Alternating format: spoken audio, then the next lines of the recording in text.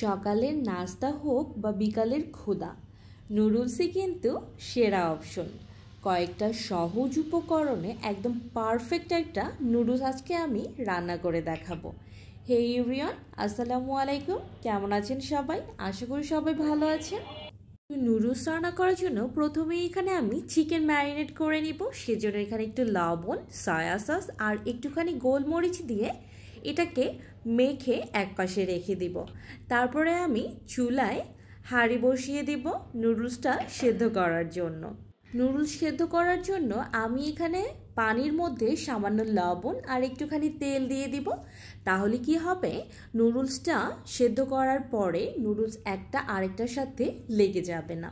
আমি কিন্তু এখানে কোকোলার চিকেন নুডলসটা নিয়েছি। ছোটোবেলায় মা আমাকে চিকেন দিয়ে এই নুডলসটাই রান্না করে খাওয়াতো, তাই আজকে ভাবলাম আমিও আমার মেয়ের জন্য চিকেন দিয়ে কোকোলা নুডলসই রান্না করব। এবার আমি চুলায় আরেকটা হাঁড়ি বসিয়ে সেখানে কিছুটা তেল দিয়ে দিব। আমি এখানে রান্নার তেল ব্যবহার করেছি। আপনারা চাইলে এখানে বাটার কিংবা অলিভ অয়েলও ব্যবহার করতে পারেন। তারপরে দুইটা ডিম ভেঙে নিয়ে ডিমের মধ্যে একটুখানি লবণ আর গোলমরিচ দিয়ে ডিমটাকে ফেটিয়ে নিয়ে স্ক্রাম্বল করে নিব। ছোটোবেলায় আমরা কিন্তু আমাদের মাদের দেখেছি স্কুলের টিফিনে আমাদের বেশিরভাগই নুডলস রান্না করে দিত, বা কোনো স্ন্যাক্স আইটেম খেতে চাইলে আমাদেরকে তারা নুডলস রান্না করে দিত। এখনকার বাচ্চাদের মতো এত কিছু অপশন কিন্তু আমাদের সময় ছিল না। আমার ডিমটা কিন্তু স্ক্রাম্বল করা হয়ে গিয়েছে। এবার একপাশে রেখে দিব। এবার যে চিকেনটা ম্যারিনেট করে রেখেছিলাম, চিকেনটাকে তেলের মধ্যে ভালোভাবে ভেজে নিতে হবে।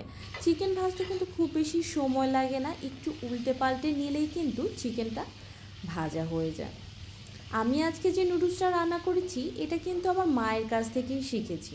আমার মাকে আমি ছোটোবেলায় বলতাম আমার জন্য ম্যাগি রান্না করো, কারণ সব বাচ্চাদেরই ম্যাগি কিন্তু খেতে একটু বেশি ভালো লাগে। কিন্তু আমার মা কখনো আমার জন্য ম্যাগি রান্না করতো না, সব সময় আমার জন্য কোকোলার নুডলসটা রান্না করতো আর চিকেন দিয়ে রান্না করতো। সেটা খেতে আমার কাছে এত ভালো লাগতো, তাই আজকে ভাবলাম আমিও বাসায় একটু চিকেন দিয়ে নুডলসটা রান্না করি, নুডলসের মশলা ছাড়াই।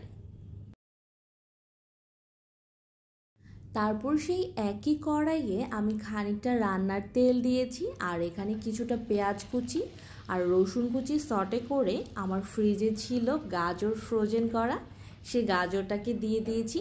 গাজর যেহেতু সটে হতে একটু সময় লাগে, তাই এখানে গাজরটাকে আগে একটু ভালোভাবে সটে করে তারপরে দিয়েছি ক্যাপসিকাম। ক্যাপসিকামটাও কিন্তু ফ্রোজেন করা ছিল, এছাড়া আর কোনো সবজি ছিল না, তাই আমি এই দুইটা সবজিই দিয়েছি। আপনারা আপনাদের পছন্দ মতো অন্য কোনো সবজিও এখানে অ্যাড করতে পারেন।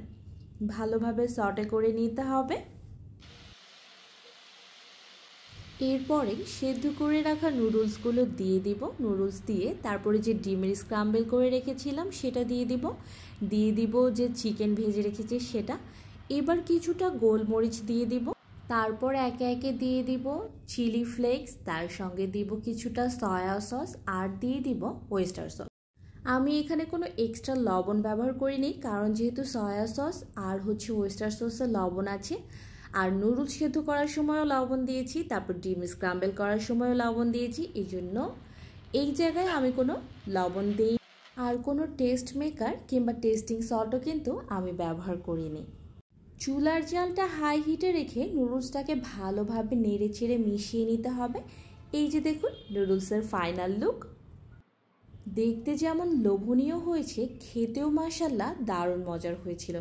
আমার বাসার সবাই কিন্তু খেয়ে বলেছিল নুডলসটা খেতে অনেক বেশি মজার হয়েছে। আমার ভিডিও যদি ভালো লেগে থাকে তাহলে অবশ্যই লাইক, কমেন্ট, শেয়ার করতে ভুলবেন না। ধন্যবাদ।